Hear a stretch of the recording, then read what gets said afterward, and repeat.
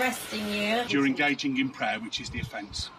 Once the thought police seemed an invention of science fiction, it is now a reality. Censorship is real, and censorship works. This week, we examine an international groundswell of censorship by our own governments and the fight of one man not to be silenced.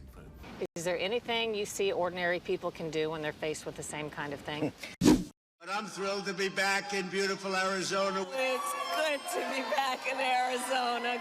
Arizona is a battleground state in the upcoming election, and part of that battle is over the election process itself. People come from out of town all the time and they try to tell us everything's fine in Arizona, but they weren't here voting on Election Day. We take a look at the history and the hopes for the November vote. Christian nationalism is not Christianity. It is an organized quest for power. In this hyper-polarized political year, there seem to be no stops in the efforts to divide Americans.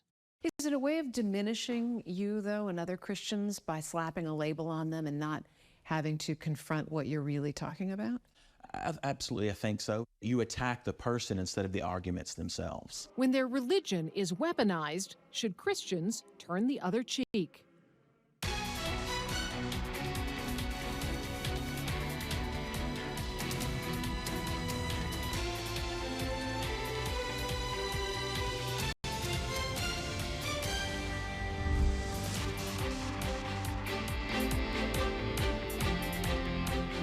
Welcome to Full Measure. I'm Sharyl Attkisson. Today, there is a backlash against COVID-era censorship that saw the official suppression of often truthful information about COVID vaccines, and more. In a broader sense, Europe is seeing shocking battles over censorship of speech and even thoughts. A new documentary called We Will Not Be Silenced tells the true story of censorship of a UK-based podcast called London Real.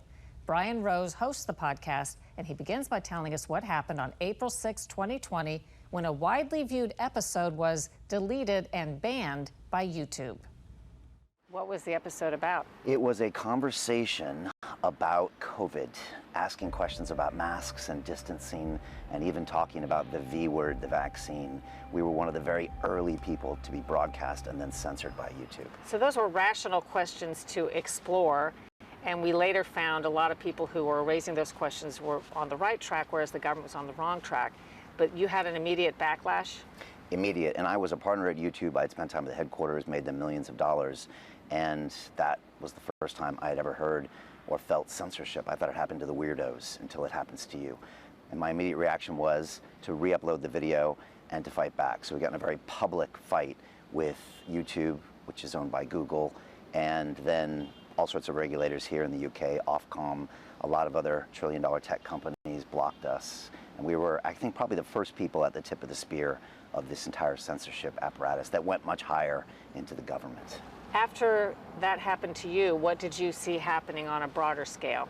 Well, it was weird because I was subsequently deplatformed from Dropbox, LinkedIn, PayPal, all simultaneously. And when I started asking questions, I almost felt silly to even imply there might be some type of coordination, because it just didn't seem possible at the time. Later now, we see the Twitter files, we see government was involved, but at the time, I was flabbergasted, but we just decided to keep on fighting. We ended up having to create our own streaming platform, and as our last kind of finger to the man, we broadcast the same conversation with the same person about a month later to about 1 million people strong, just to prove that we could do it in the face of censorship by these trillion-dollar tech platforms. Your podcast is produced in the United Kingdom?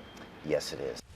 If you want to pop yourself up, we're just going to search. You need the glasses. Yeah, search. The UK is just one global hotspot where crackdowns on speech is taking on new dimensions. Okay. I'm arresting you on suspicion of improper use of the electronic communications network. What? Governments are stretching the bounds of their authority to claim that mere words that someone finds offensive might be criminal. Okay, this is in relation to some comments that you've made on a Facebook page. Okay. Oh, really? Oh, it's a Facebook crime, is it? Okay. In August, the UK government issued an ominous think before you post statement saying social media posts that some consider hateful are harmful and could get you arrested. Remind those close to you to share responsibly or face the consequences, the government warned. In Australia, at the height of COVID, you can show me your search warrant before you go through my house. A pregnant woman was handcuffed in her kitchen at home and charged with using social media to arrange an anti-lockdown protest. Yeah, and I wasn't breaking any laws by doing that. You are actually. You are breaking law. That's why I'm arresting you. More recently, an Australian teen arrested for posting crude rankings of high school students. And in what critics call a crackdown on freedom to think, Are you praying? I might be praying in my head. a pro-life woman in Great Britain was repeatedly arrested for doing nothing more than thinking prohibited thoughts outside an abortion business in a designated public spaces protection zone. But you've said you're engaging in prayer, which is the offence. It's silent prayer. No, but you are still engaging in prayer. It is an offence. She recently won a $17,000 settlement and an apology from police. Brian Rose's documentary, We Will Not Be Silenced, chronicles his fight against censorship. So what would people learn by watching the documentary? I think they would learn that, first of all, censorship is real and censorship works. If you can keep me off these monopoly trillion-dollar tech platforms, people forget about you. And it's just like silencing or having people killed back in the day. You might as well just quiet our messages. This is the story of how we got censored, how we put everything on the line for what we believed in. You must stay at home. How we were betrayed, how we fought back. Awaken to who you really are. Remember. And expose the truth. Who benefits? Who is telling me what I can and can't say? People need to hold these people accountable. Donald Trump recently was on Fox by saying that Google is doing wrong things, and I would like to see the Google files, and I would like to be replatformed. I think we need a government investigation into these companies that are actually more powerful than our governments.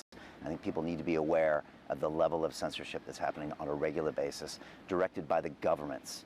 When I was censored, I went to my governments and said, what about my First Amendment? What about Article 18 of the European Union? And they said, no, it's a private company. You signed their platforms and their agreements. Meanwhile, I find out later that government officials were going behind my back into these private companies and forcing them to violate my rights, which are felonies.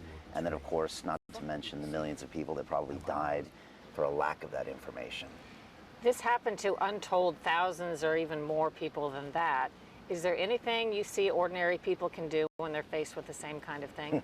Well, you know, as the guest that I had on the show that was very famous, you know, he was said, we're actually more powerful than they are, and you only need about 4 or 5% of the population to just say, no, we're not going to do these things. I'm not going to stay at home. I'm not going to wear a mask. I'm not going to do what you say. And they actually can't control us. So the real lesson of the movie is fear. Fear was weaponized, and it got us to behave in a really small way. And I don't know about you, but I saw really intelligent people during that lockdown make terrible decisions. And that fear, it made them so helpless. And I think we need to recognize it's a tool that can be used at any point in time to make us stop using our brains and make us play really small. And it's weaponized in many, many ways right now. And so that's one of the other things just to be aware of. Also, there's a lot of other platforms right now to share ideas, but still most people get their news from the big tech companies. Google search, YouTube, even the TikToks and the Instagram. And if they're banning things, most people are too busy in their lives. They're in their economic prisons, and they can't really do the research to really think big. And so I just want people to be aware of these things and maybe to get the government to be held accountable. Rose's documentary, We Will Not Be Silenced, can be seen on X, formerly Twitter, at the London Real TV account.